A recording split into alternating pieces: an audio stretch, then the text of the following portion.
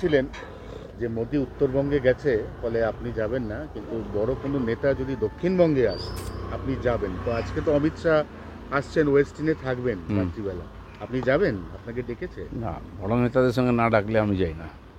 বড় নেতাদের মান সম্মান আছে, তো তারা যাদের ডাকেন তারা যায়। আর আমি প্রয়োজন হলে, আমার প্রয়োজন হয় না কারোর সঙ্গে, আমি তো সংগঠনের কাজ করে নিচে, যখন প্রয়োজন হয় তারাই ডাকেন আর কি করতে হবে তারা বলেন, সেটা আমরা পালন করি মাত্র। হ্যাঁ, কিন্তু অমিত শাহ যেখানে আসছেন সেখান থেকে আপনার বাড়ির দূরত্ব 1.5 থেকে 2 কিলোমিটার। আগে গেছি যখন আমি প্রেসিডেন্ট ছিলাম, স্বাগত করতাম, ওনার সঙ্গে থাকতাম। এখন অন্যরা সেই দায়িত্বটা সামলাচ্ছেন, আমরা কার্যকর্তাদের বৈঠকে থাকবো। তাহলে কি আবারও অভিমান তো হচ্ছে নিশ্চয়ই কোথাও? না, অভিমানের কী আছে? দেখুন, রাজনীতিতে একটা লোকেদের মধ্যে ট্রেন্ড আছে যে নেতার পেছনে পেছনে ঘোরা, কারণে অকারণে 100-200 লোক দাঁড়িয়ে থাকে সারাদিন, দেখাও করে না, কিছু না। তো এটা একটা কালচার হয়ে গেছে, আপনারা ভাবেন বলতে এটাই ঠিক। আর আমাদের পার্টিতে যে ডিসিপ্লিন আছে, যে বৈঠকে যে প্রোগ্রামে যেতে বলা হয় কর্মীরা সেখানেই যায়। কোন নেতারা কোথায় থাকবে সেটা পার্টি ঠিক করে, সেটাকে আমরা মেনে চলি, এটাকে আমরা ডিসিপ্লিন বলি। অনুব্রত মণ্ডলের মুখের ভাষা তো শুনেছেন, নতুন করে কিছু বলার নেই। অনুব্রত মণ্ডল যে ক্ষমা চেয়ে চিঠি লিখেছেন তাতে 8খানা বানান ভুল, সেটা লক্ষ্য করেছেন? আমি জানি না ভাই, ওনার ভাষাও আমি শুনিনি, কারণ 10 বছর ধরে ওনার ভাষা শুনছি আমি। 10-12 বছর ধরে তো আমি যতদিন রাজনীতি এসেছি ততদিন শুনছি। আমার সম্বন্ধে ওনার ডায়লগ শুনেছি, আমাদের নেতাদের সম্বন্ধে, পাবলিকের সম্বন্ধে, কিন্তু ভেতরে ভেতরে উনি পুলিশকে, কর্মচারীদের কি বলেন সেটা শোনার সুযোগ হলো এইবারে। তো মমতা ব্যানার্জি এরকম কিছু নেতা বাংলাকে উপহার দিয়েছেন যারা বাংলার রাজনীতিকে, বাংলার সংস্কৃতিকে কলুষিত করছেন। আমার মনে হয় টিএমসির এটাই দান, একটা পার্টি যার সব নেতাই প্রায় করাপ্টেড।